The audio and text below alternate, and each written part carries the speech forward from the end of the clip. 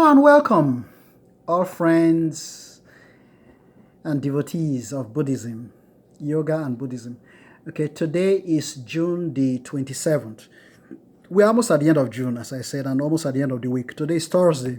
It's June 27th, 2019. I'm going to quickly rush through this,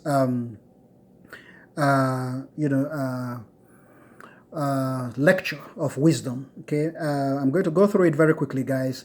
So you guys who are really interested in my classes, I need you guys to brace your pens as your swords. That's the pride of being the scholar, right? Our pens are our swords, and we go to war on our papers. Okay, so you have your pen and your paper ready, and let's try to penetrate these words of wisdom from the great Master Xingyun. Master Xingyun is the founder of Fo Guangsheng, and supreme abbot of Fo Guangsheng. Fo Guangsheng brought Buddhism to Africa through the great foundations it established in South Africa, which is a Nanhua Temple in Bronkhorstpoort, Johannesburg, South Africa, and the African Buddhist Seminary, currently teaching Africans Buddhism formally for the first time at home in Africa.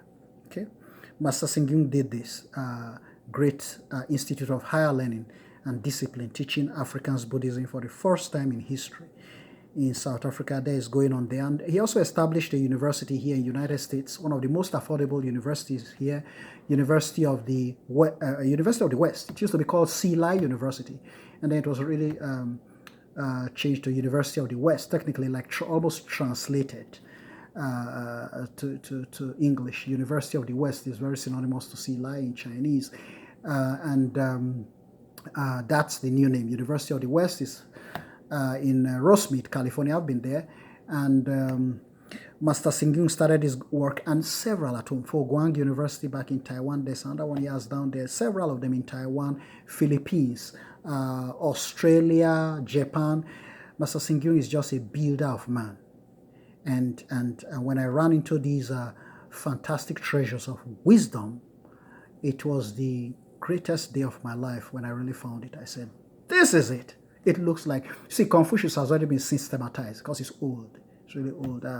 The Oracle of Confucius, the I Ching, okay, it's already been systematized. Okay, I have apps, so many apps of I Ching on my phone, and I consult them every day for advice and guidance. There's also the Ifa.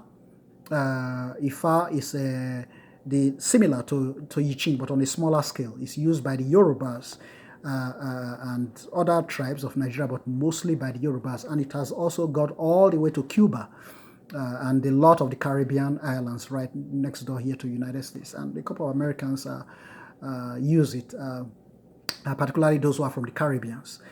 They really consult this divination. Professor Wande Abimbola, funny enough, is one of the leading scholars. He is the leading scholar of Ifa in Nigeria.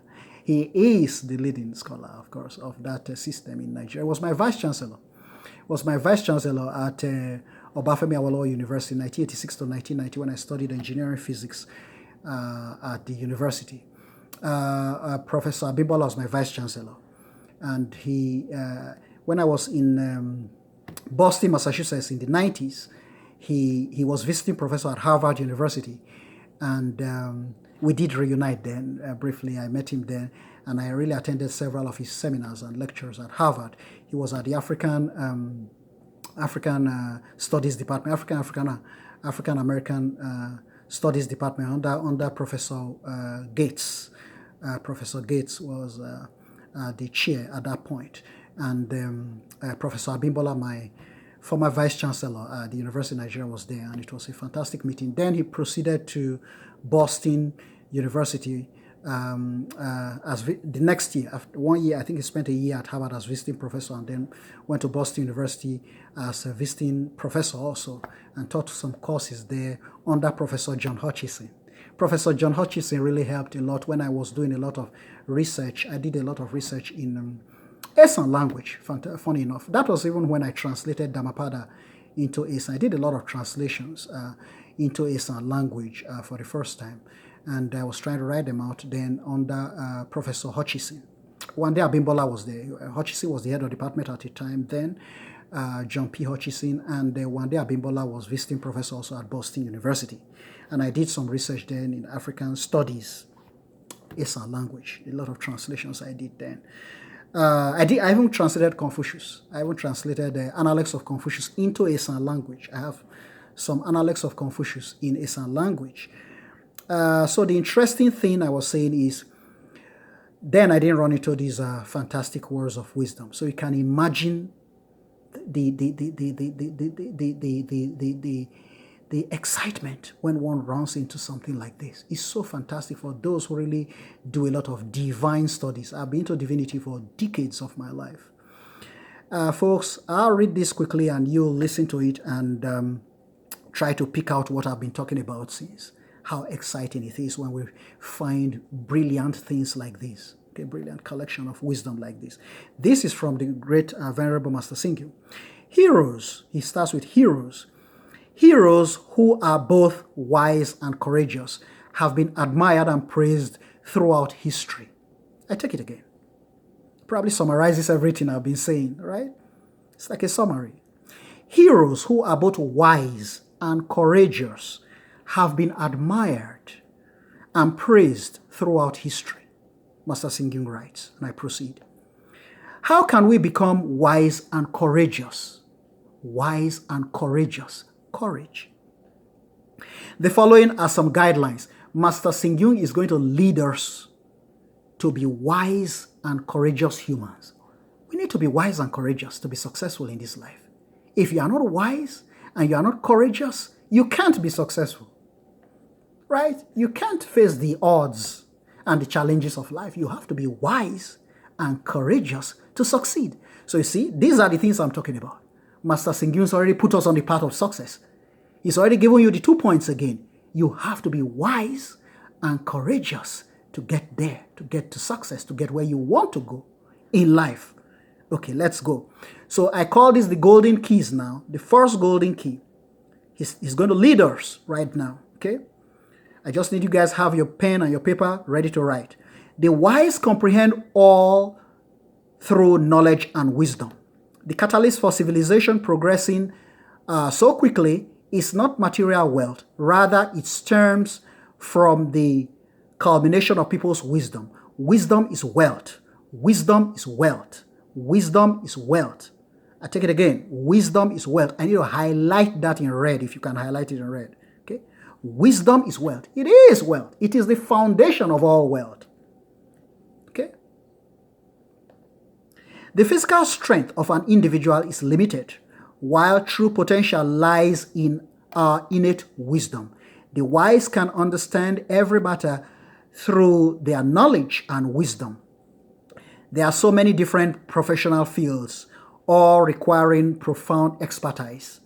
Okay? But regardless of whether people are scholars or professors of science, physics, chemistry, medicine, or literature, they all rely on one thing, wisdom. With wisdom, they know how to apply their knowledge to comprehend the universe and life. Therefore, the wise are never tired of learning because they use knowledge and wisdom to comprehend everything. Okay? 2, Master Singyu, the great Master Singyu, Venerable Master Singyu is guiding us right now. And I hope you guys are following quickly with your pens, your papers, and your intelligence, your brain. Keep everything alert, alive, and, keep up. We need to follow the Master quickly here. 2, okay, the second golden key. These are the treasures. He's giving them to us. Grab them, use them to get where you want to go.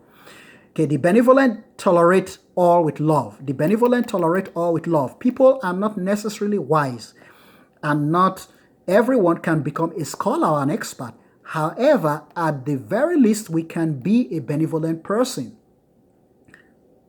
At the very least, we can be a benevolent person. To be benevolent is to embrace all people and matters with love and compassion. We should be able to tolerate our family, friends, relatives, and the organization or company we belong to and work for. We should not only be able to accept our loved ones and people we care for, but also tolerate those we do not like. Being able to tolerate the shortcomings of others is the greatest strength of a benevolent person. Did I say something like that just now?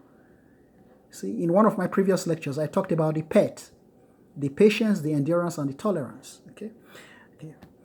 I'm going to the third one quickly because of time. We have time constraints here. The courageous sacrifice.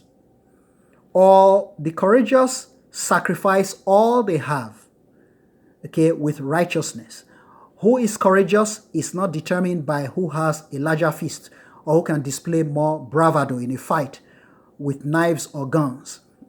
The truly courageous focus on righteousness, for they take both righteousness and love very seriously. Very seriously. If given a small benefit by another, they will repay that person 10 or even 100-fold. They are even willing to sacrifice their lives to do so. The fourth golden key here.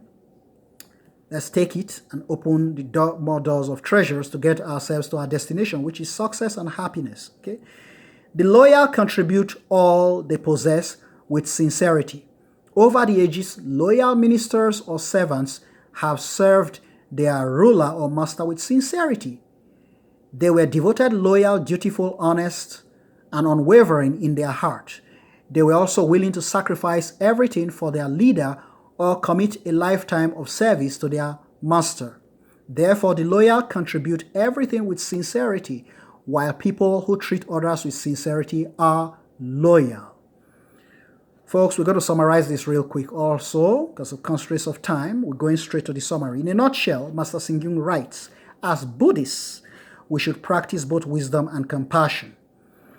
In conducting ourselves, we need to be both loyal and courageous. Wisdom without compassion is wayward intuition.